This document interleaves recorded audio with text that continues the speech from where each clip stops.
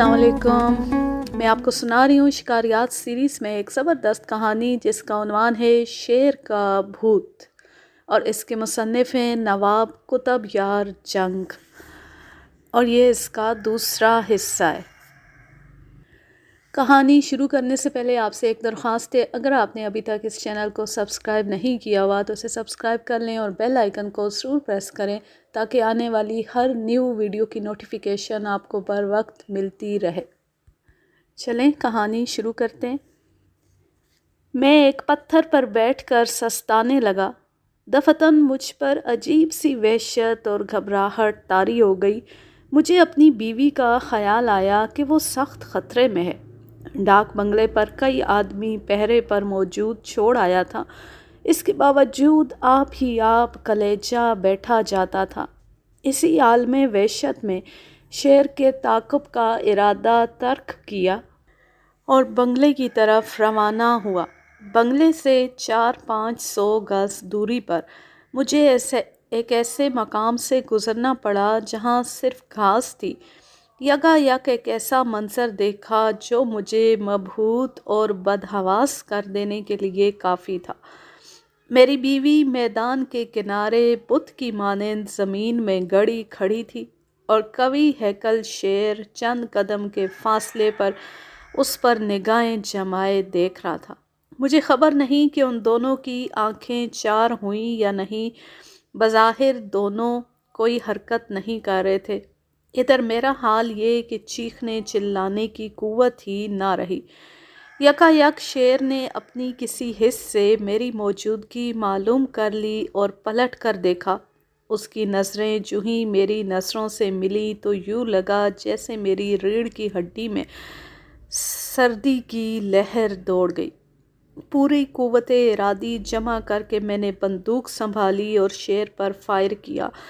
उस वक्त ये भी ख़बर नहीं गोली शेर को लगी, ना ये होश के निशाना कहाँ का लिया है।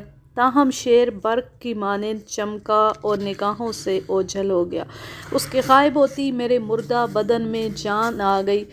दौड़ता हुआ अपनी बीवी के करीब पहुंचा। हाथ लगाते ही वो बेहोश होकर धड़ाम से घास पर गिरी। इतनी देर में मेरे साथी आ गए।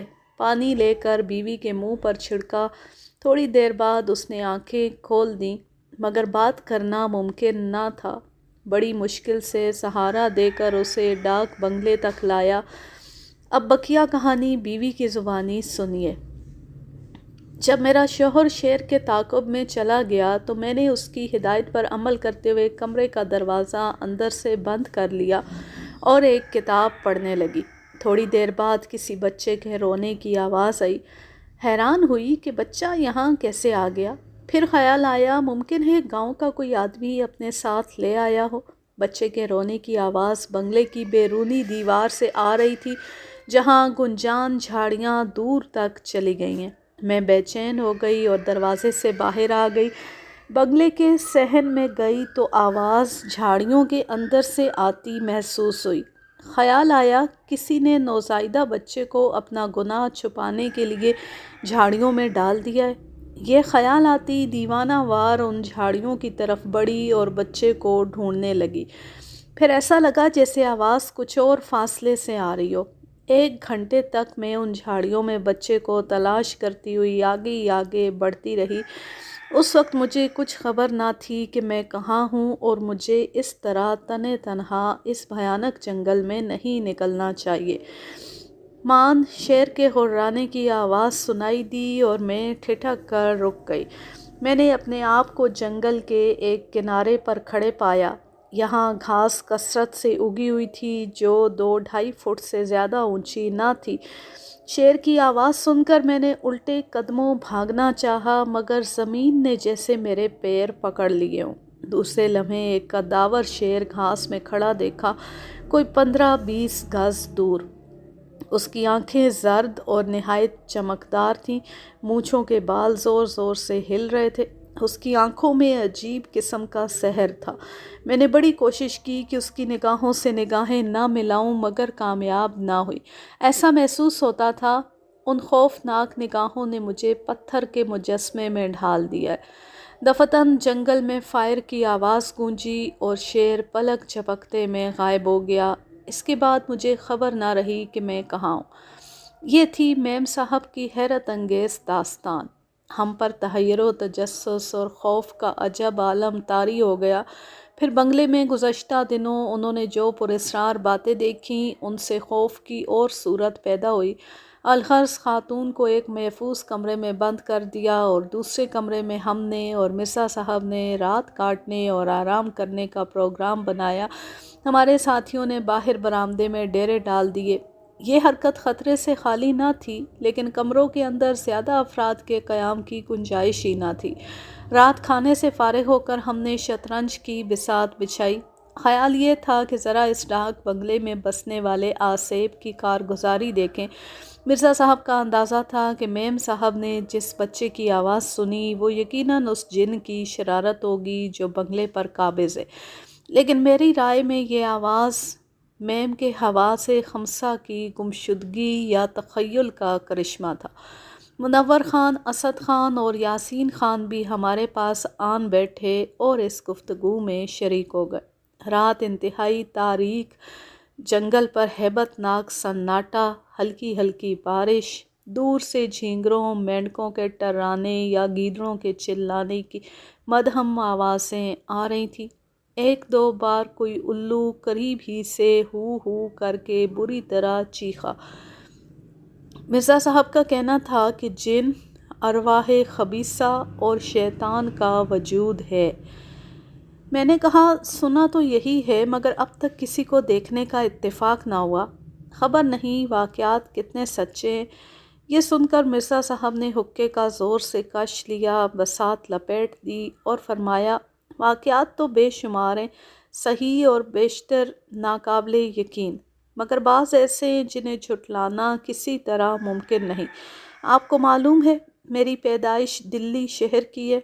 والدین محلہ فراش خانے میں رہتے تھے۔ گھر میں ہماری حقیقی پھوپھی بھی تھیں جو نہایت متقی، خدا ترس اور عابدہ زاہدہ خاتون تھی۔ یہ مکان 2 منزلہ تھا۔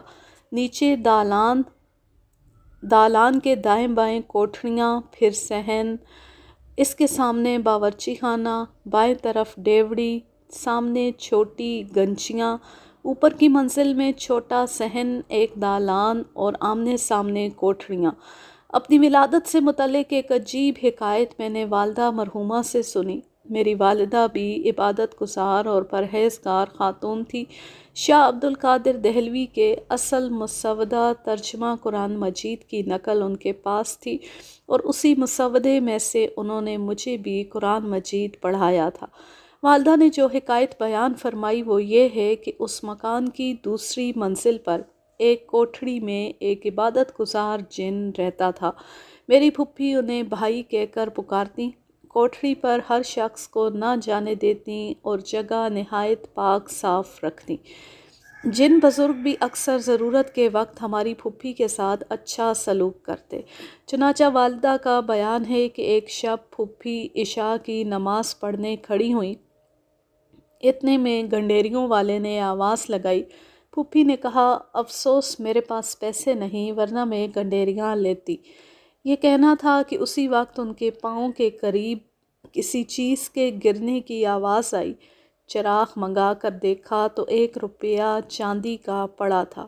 وہ روپیہ انہوں نے اٹھا لیا اور بلند آواز سے کہا بھائی یہ آپ کا عطا کردہ روپیہ میں تبرکن اپنے پاس رکھوں گی۔ میرے والد ماجد نہایت ذی علم آدمی تھے۔ وہ ان جن بزرگ کے وجود سے منکر تھے، لیکن آخر کار انہیں بھی قائل ہونا پڑا۔ میری ولادت کے دن قریب آئے تو پھوپھی صاحبہ نے شاہ عبدالعزیز کے نواسے حضرت شاہ اسحاق کو بلا بھیجا اور ان سے کہا آپ ذرا کوٹھے پر تشریف لے جائیے، فلاں کوٹھڑی میں بزرگ رہتے ہیں اور مجھے بہن کہتے ہیں، میرا سلام ان سے کہیے اور عرض کیجیے میرے ہاں زچگی ہونے والی ہے، اس لیے طہارت کا انتظام ممکن نہیں، آپ کو ناگوار خاطر ہو تو میں دوسرے مکان میں اٹھ جاؤں۔ شاہ صاحب کوٹھے پر گئے اور پھوپھی صاحبہ کا پیغام پہنچایا۔ ان بزرگ نے جواب دیا دوسرے مکان میں نہ جائیں، میں خود اس مولود کی حفاظت کروں گا۔ صرف اتنی ہی احتیاط کریں کہ کوئی عورت، مرد یا بچہ کوٹھے پر نہ آنے پائے۔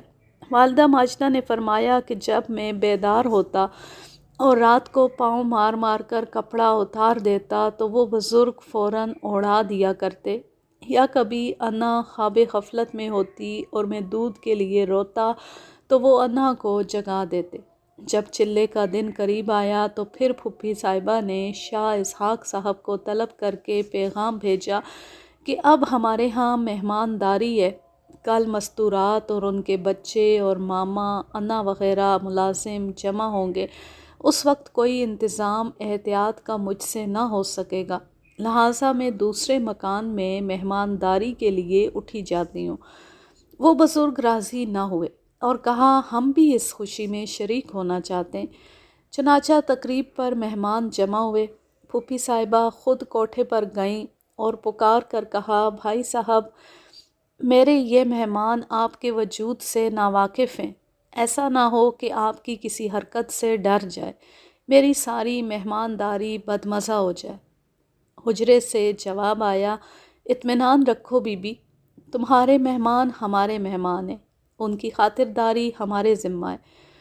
دوسرے روز سب مہمان جمع ہوئے تو ان بزرگ نے عجب طرح سے اس خوشی میں شرکت کی، یعنی مہمان بیبیوں کے زیور اور کپڑے چرانے شروع کر دیے۔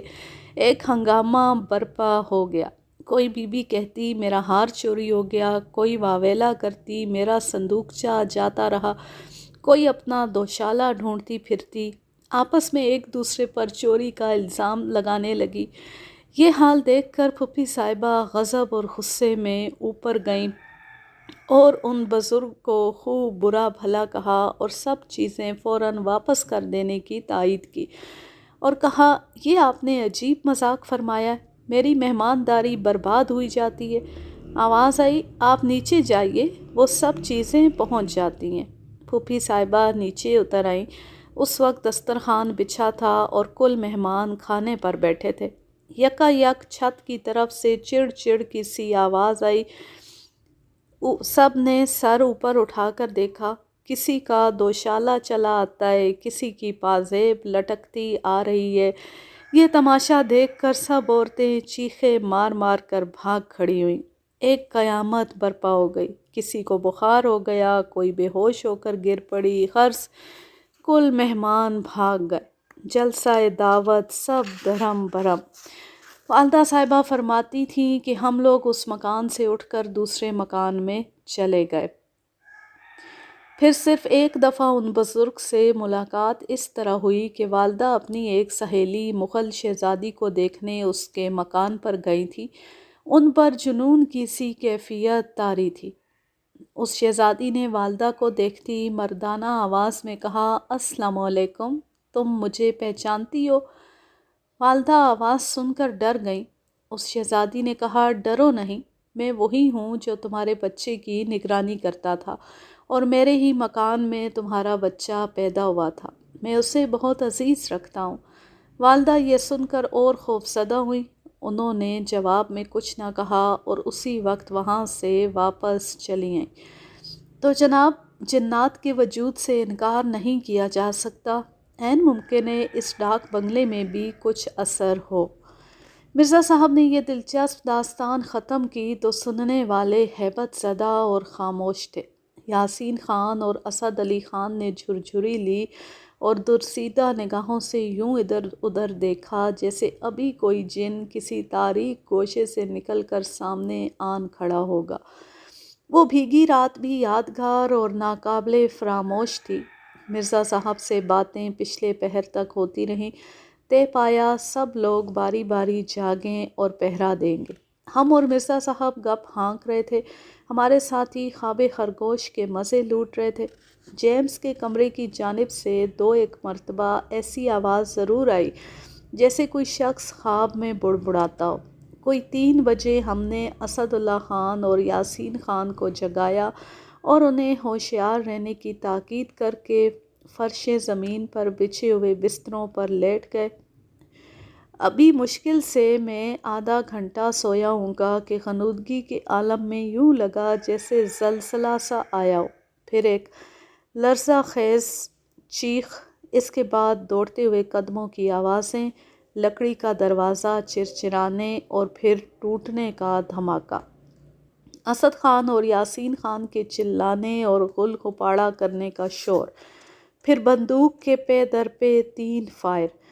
یہ سب کچھ اس قدر تیزی سے ہوا کہ میں کچھ سوچ ہی نہ سکا اور بستر پر بے حس و حرکت لیٹا رہا۔ تھوڑی دیر بعد پتہ چلا کہ آدم خور حسب معمول چپکے آیا اور کوئی آواز پیدا کیے بغیر اس نے بنگلے کے چاروں طرف ایک چکر لگایا اور پھر دیوار پھاند کر اندر آ گیا۔ باری باری ہر دروازے پر زور آزمائی کی، آخر جیمز صاحب کا دروازہ توڑنے میں کامیاب ہو گیا، لیکن صاحب کی قسمت اچھی تھی کہ اسی وقت اسد خان نے آواز سن لی اور لالٹین کی بتی اونچی کی۔ آدم خور سامنے کھڑا تھا، لیکن پلک جھپکتے میں اس نے جست کی اور غائب۔ اسد خان نے اندھا دھند کئی فائر جھونک دیے۔ جیمز صاحب اور ان کی میم خوف کے مارے پھٹی پھٹی آنکھوں سے ٹوٹا ہوا دروازہ دیکھتے اور تھر تھر کانپتے رہے۔ انہیں پانی پلایا گیا اور تسلی دی، گھبرائیے نہیں، بلا آئی تھی ٹل گئی، اب آپ آرام کیجیے، ہم جاگ رہے ہیں۔ مگر صاحب کہاں کا آرام اور کیسی نیند، سچ پوچھو تو میرے اپنے بھی ہوش اڑے ہوئے تھے۔ خیر ہوئی کہ آدم خور نے ہمارے دروازے پر زیادہ زور نہیں لگایا، ورنہ یہ تو ادھر ہی رکھا تھا، پھر خدا جانے اس کا نوالا میں بنتا یا مرزا صاحب۔ جوں توں کر کے صبح ہوئی، ناشتہ کیا۔ جیمز اور اس کی بیوی 1 منٹ بھی رکنے کو تیار نہ تھے، مگر سوال یہ تھا کہ انہیں 1.5 میل دور ریلوے اسٹیشن پر چھوڑنے کون جائے؟ راستہ بے حد خطرناک، آدم خور رات کا جھلایا ہوا، شکار حاصل کرنے میں ناکام، اس وقت جانا خطرے سے خالی نہ تھا۔ ہم نے سمجھایا، جانے میں جلدی نہ کیجیے، جب تک ہم یہاں موجود ہیں، خدا نے چاہا تو آپ کا بال بیکا نہ ہوگا۔ صاحب یوں تو اندر سے ہل گئے تھے، لیکن میم کے سامنے پھر دون کی لینے لگے اور فرمایا، ہم ابھی واپس جانے کو نہیں مانگتا، بس میم صاحب کا فکر ہے، میم صاحب چلا جائے تو ہم اس شیر کا شکار کرے گا۔ ہم نے بھی ہاں میں ہاں ملا دی۔ میں نے کہا، ذرا شیر کا اتا پتہ تو کیا جائے کہ کدھر گیا۔ گاؤں کے 10-12 آدمی منظم کیے، کچھ انعام و اکرام کا لالچ، کچھ انگریز صاحب بہادر کا ڈراوا دے کر انہیں ساتھ لیا، اور میں شیر کے پنجوں کے نشان دیکھتا ہوا گھاس کی طرف بڑھا۔ گاؤں والے ایک دائرے میں چل رہے تھے اور میں کوئی 6-7 گز آگے۔ مرزا صاحب بھی اپنی 2 نالی رائفل کندھے پر رکھے میرے ساتھ تھے۔ تھوڑی دور چلنے کے بعد موصوف نے تھیلے میں ہاتھ ڈال کر ایک بڑا سا سنگترا برآمد کیا اور میری طرف بڑھا کر بڑی محبت سے فرمایا، یہ لیجئے، ذرا چکھیے تو دیکھیے کیسا ہے، آپ کو پیاس بھی لگ رہی ہوگی۔ میری حماقت ملاحظہ ہو کہ میں نے اس نازک موقع پر سوچے سمجھے بغیر سنگترا ان سے لے لیا اور اپنی رائفل اردلی کو دے دی۔ میں ادھر ادھر دیکھتا بھالتا، سنگترا چھیلتا، پھانکے منہ میں ڈالتا آگے چلا۔ ابھی 2-3 پھانکے ہی کھائی ہوں گی کہ شیر کی گرج سے دل دہل گیا، سنگترا میرے ہاتھ سے چھوٹ گیا اور میں نے گھبرا کر اردلی سے کہا، ارے یہ کیا ہوا؟ شیر آ گیا سرکار۔ اب جو گردن موڑ کر دیکھتا ہوں تو وہ میرے دائیں جانب کوئی 5 گز کے فاصلے پر ایک آدمی کی گردن جبڑے میں دبائے جھنجھوڑ رہا ہے۔ یہ نظارہ دیکھ کر جو حالت مجھ پر طاری ہوئی، اسے بیان کرنے کو الفاظ نہیں۔ کچھ یوں محسوس ہوا جیسے جسم میں سے روح نکل گئی ہو۔ میں نے گھٹی گھٹی آواز میں کہا، بندوق۔ اردلی نے فوراً رائفل میرے ہاتھ میں دی، مگر اس سے پہلے کہ میں رائفل سیدھی کرتا، آدم خور گاؤں والے کو شدید زخمی حالت میں چھوڑ کر فرار ہو گیا۔ میں نے صرف اس کی خم شدہ کمر اور اونچی دم ہی دیکھی۔ اس کے بھاگ جانے کے 1 منٹ بعد بدنصیب آدمی مر گیا۔ اب یاد آتا ہے کہ میرے اعصاب جس آواز نے اس وقت شل کیے، وہ آدم خور کی ہولناک گرج تھی۔ افسوس، میری غفلت اور سنگترا کھانے کی خواہش نے یہ دردناک منظر دکھایا۔ خود مرزا صاحب بھی سخت نادم ہوئے اور بار بار گردن جھٹک کر کہتے لا حول ولا۔ یہ عجب حماقت سرزد ہوئی مجھ سے، اس بیچارے دیہاتی کا خون میری گردن پر ہے۔ انہوں نے عذرائے کرم اس شخص کے وارثوں کو کچھ رقم بھی عطا کی، پھر مجھ سے کہنے لگے میاں میرا جی تو ایک ہی دن میں گھبرا گیا، تم مجھے بھی اس میم کے ساتھ جانے ہی دو، کہو تو میں اسے اسٹیشن لے جاؤں۔ میں نے کہا آپ کو تنہا ہرگز نہ جانے دوں گا، ابھی سے ہاتھ پیر ڈھیلے چھوڑ دیے، چند دن صبر کیجئے، شکار کا لطف اٹھائیے، میں کل آپ کو سانبر کے شکار کے لیے لے چلوں گا، واللہ آپ کی طبیعت خوش ہو جائے گی۔ دراصل سانبر کا تو بہانہ تھا، میں آدم خور کی تلاش میں جانا چاہتا تھا اور خیال تھا مرزا صاحب ساتھ ہوں گے تو دل لگا رہے گا۔ مرزا صاحب کے حوصلے بھی خاصے بلند تھے، وہ تو محض اس دیہاتی کو اپنے سامنے مرتے ہوئے دیکھ کر افسردہ ہو گئے تھے۔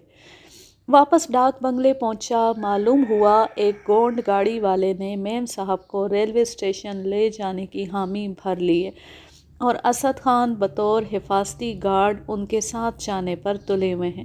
موقع اچھا تھا، آدم خور اپنی فطرت کے مطابق مخالف سمت میں فرار ہوا تھا، لہٰذا میں نے میم صاحب کو رخصت ہو جانے کی اجازت دے دی اور جیمز صاحب سے کہا بہتر ہے وہ بھی چلے جائے، لیکن وہ ہم سب پر اپنی بہادری کا سکہ جمانے کا تہیہ کیے بیٹھے تھے، جانے سے صاف انکار کر دیا۔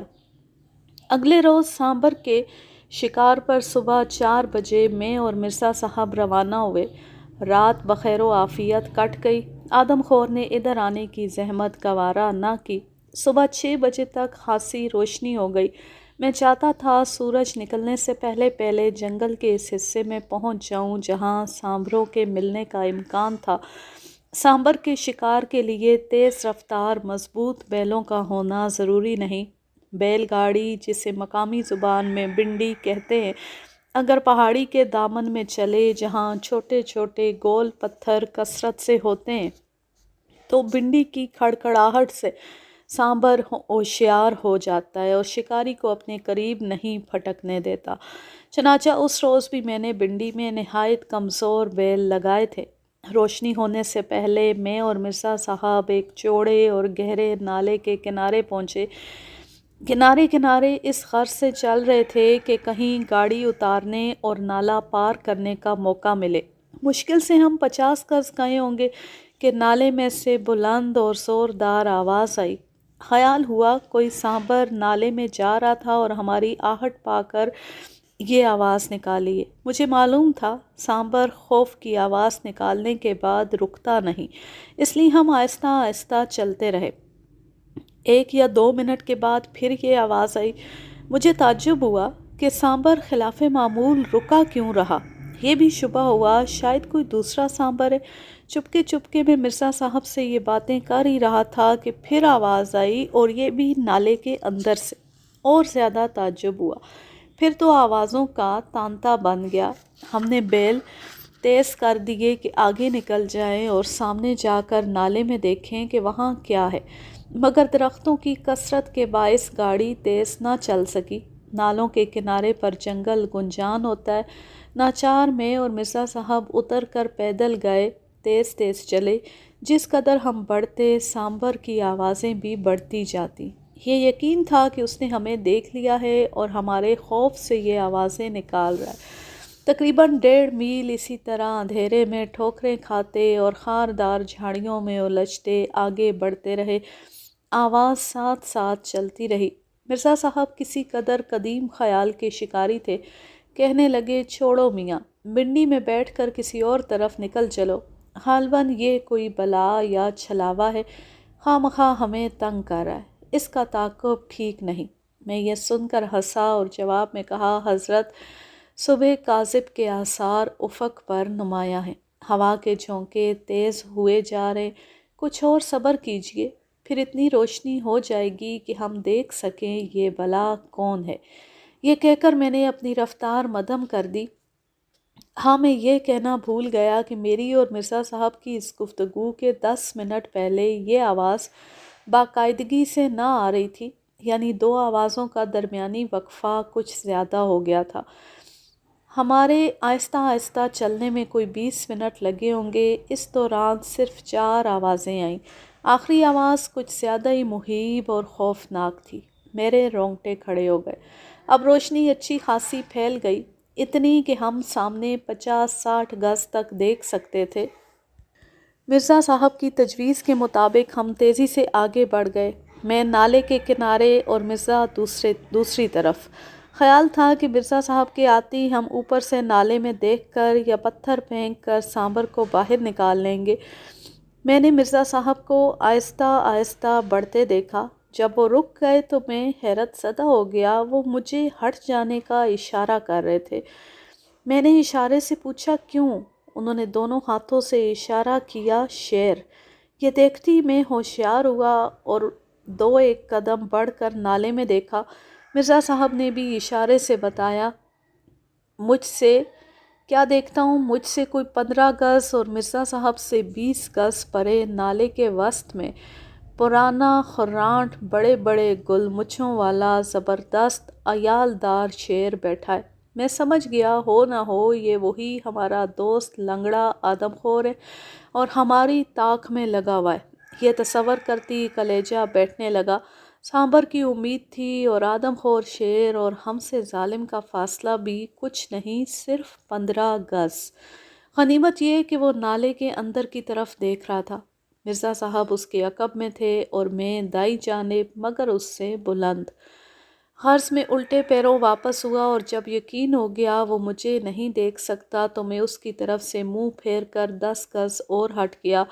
مرزا صاحب کو اشارہ کرتا آیا کہ پیچھے ہٹو اور چکر کھا کر میرے پاس آ جاؤ۔ اس دوران میں ہماری گاڑی بھی آ گئی۔ میرے اشارہ کرنے سے شکاری ہانکنے والے نے مجھ سے 25 گز پر اسے روک لیا۔ میں اسی جگہ مرزا صاحب کے انتظار میں کھڑا رہا کیونکہ انہیں چھوڑ کر چل دینا ممکن نہ تھا۔ چند منٹ بعد وہ چکر کھا کر آئے اور بولے بڑی خیر ہوئی۔ یہ وہی بدماش آدم خور معلوم ہوتا ہے جس نے جانسن کو ہڑپ کیا۔ وہ سانبر کو گھیرنے کی فکر میں تھا۔ نہیں جناب، وہ ہمارے چکر میں۔ باتیں کرتے ہوئے ہم گاڑی کی طرف بڑھے۔ یکا یک ہم دونوں نے مڑ کر دیکھا۔ آدم خور ہمارے تعاقب میں چلا آ رہا تھا۔ ہم دونوں بدحواسی میں گاڑی کی طرف دوڑے۔ مشکل سے گاڑی ہم سے 10-12 گز دور ہوگی۔ میں تو لپک کر اس پر سوار ہو گیا اور مرزا صاحب رہ گئے۔ مڑ کر دیکھا، شیر لپکا آ رہا ہے۔ ادھر مرزا صاحب گاڑی کا ڈنڈا پکڑ کر اچھل رہے تھے اور پھر زمین پر پیر ٹیک دیتے تھے۔ میں نے جلدی سے ان کا ہاتھ پکڑ کر اوپر کھینچا۔ شیر نے شکار ہاتھ سے جاتے دیکھا تو گردن نیچے کر کے ہررایا۔ وہ گاڑی سے 10-12 گز دور ہوگا کہ ہم سنبھل کر بیٹھ گئے۔ شیر کے ہررانے سے بیل اس طرح بھاگے جیسے عرب کا گھوڑا، دمیں اٹھی ہوئی نتنوں سے فراٹے بھرتے ہوئے اور بالکل بے قابو۔ وہ اگر نہ بھاگتے تو شیر وہیں ٹھہر جاتا اور شاید ہمیں اس پر فائر کرنے کا موقع مل جاتا، مگر اب اس نے 1 فرلانگ تک ہمارا پیچھا کیا۔ بڑا خوف یہ تھا گاڑی اگر کسی درخت سے ٹکرائی اور ہم میں سے کوئی نیچے گرا تو وہ یقیناً آدم خور کا لقمہ بن جائے گا۔ آج کے لیے بس اتنا ہی۔ اب میں لیتی ہوں آپ سے اجازت۔ جا رہے ہیں، خوش رہیں، شاد و آباد رہیں، ہنستے مسکراتے رہیں۔ اللہ حافظ۔